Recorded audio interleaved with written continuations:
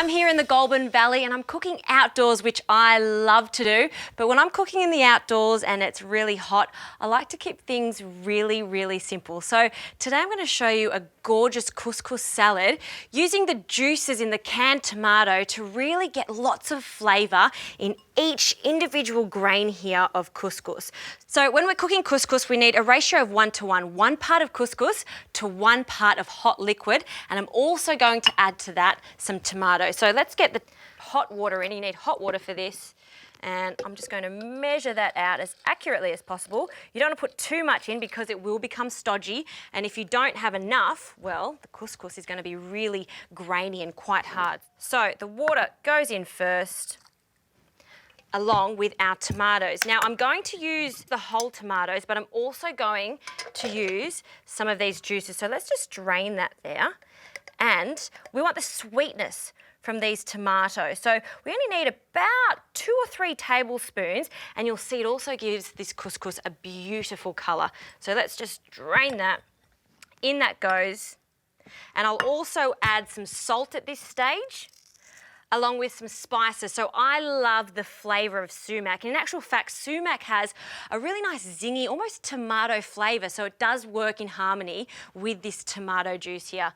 Also, a little bit of cumin, and we need this to double in size. So it really only takes about 5 minutes. So on with some cling film, and you don't need to stir it at this stage.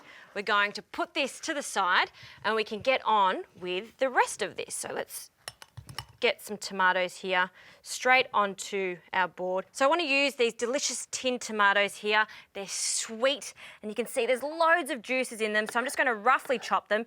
You don't even need to use a knife for this. You can actually just tear them up, and that's actually quite a nice way to finish off this salad too. And some spring onions. Now, when I'm making a salad like this, I want really mild flavours in onion. I wouldn't use a big brown onion for this, something mild and sweet, just like spring onions. So we just need to clean up the base of these. So we'll take that off. And I don't want the green part. Green part, they're fantastic. You'd have to throw them out if you want to make a big stock, throw them in the stock pot so they can go on the side.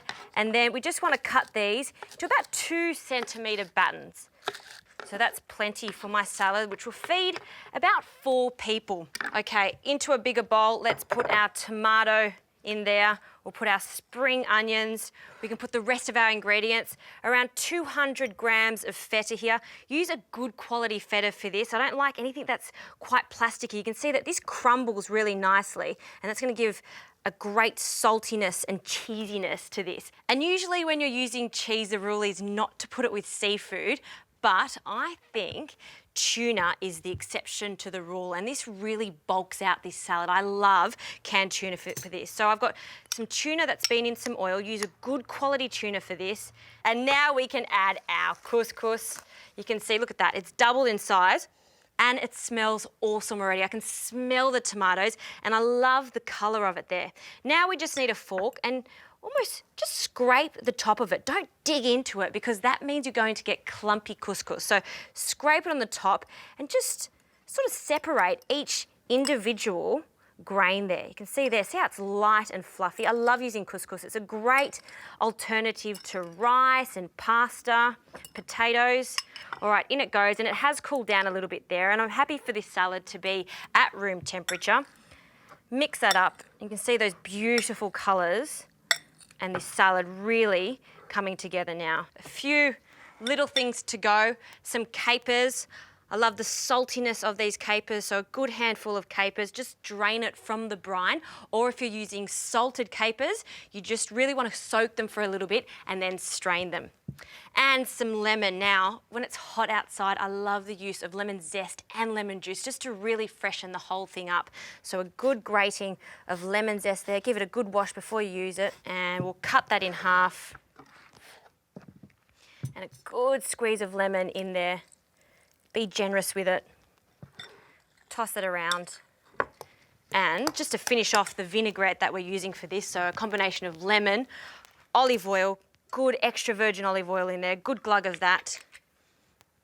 a little pinch of salt, just a little extra pinch of salt. It doesn't need too much because we do have the capers in there, we've got the cheese in there, and we've got the tuna.